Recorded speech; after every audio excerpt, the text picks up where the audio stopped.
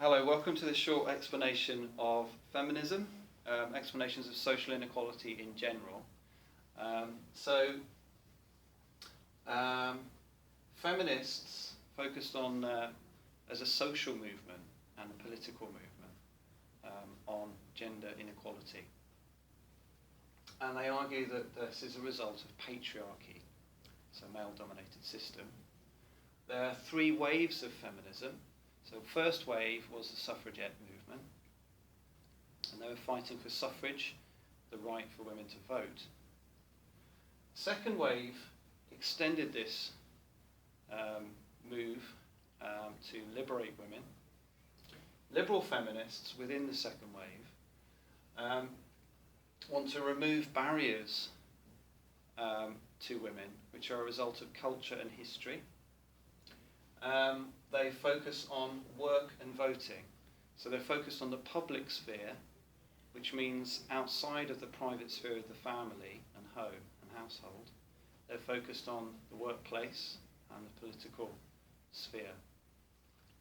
So they're known as liberal feminists because they want to give freedom to the individual.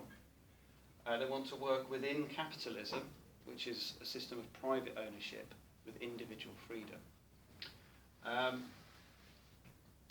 They are focused on social policies like the Equal Pay Act 1974, give evidence about their work.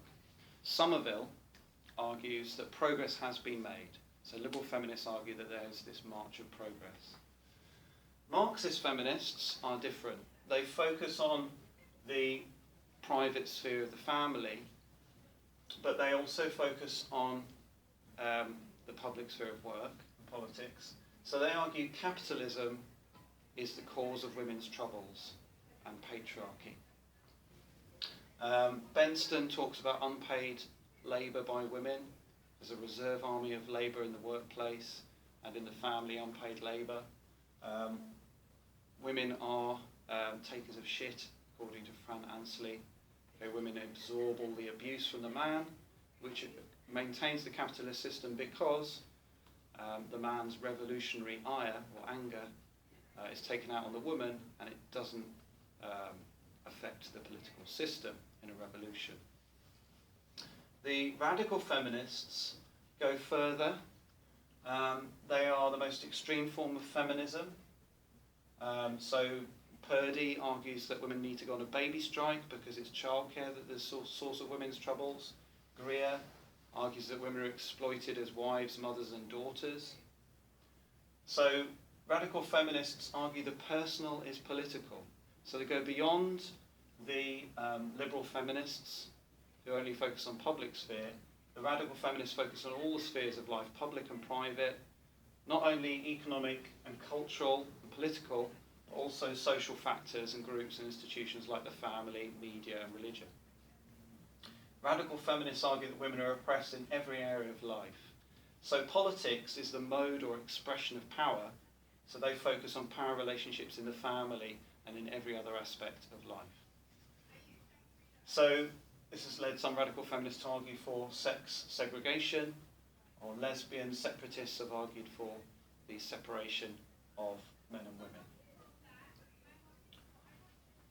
The third wave of feminists includes postmodern feminists who are influenced by postmodernism and the idea of increasingly society characterised by choice and individual freedom over identity and roles and status. Postmodernists like Catherine Hakim argue it's now men who are disadvantaged and women who are relatively advantaged because women are able to choose whether to work or stay at home or combine those roles. She says 60% of women prefer to combine the roles of work and home, and she calls these adaptive women, and this is her preference theory. There's also Westwood, who argues women can use the media as a source of power, like Princess Diana, who was a figure in the media who used that to enhance her identity as a public figure. There are also black feminists, part of the third wave, who argue the liberal feminists and suffragettes, the second wave feminists, tend to underplay the differences between women from different social backgrounds. So the black feminists tend to emphasise how ethnicity also contributes and class contributes in different ways to gender and patriarchy, and the experiences of women from different backgrounds vary. So for example, Bell Hooks argues that society is not only patriarchal, but it's also post-colonial and racist white society in the West. So she's critical of not only the culture of patriarchy, but also colonialism and imperialism, and also race and ethnicity. Some of these third wave feminists argue that the second wave are outdated or ignore the progress made by women, and we need to look at global issues where women are exploited in other countries. For example, female genital mutilation, sex trafficking, people trafficking, issues that affect women from different parts of the world, more than white middle-class women who are relatively privileged. Looking at social inequality in general, got the feminist view, we need to look at other specific areas.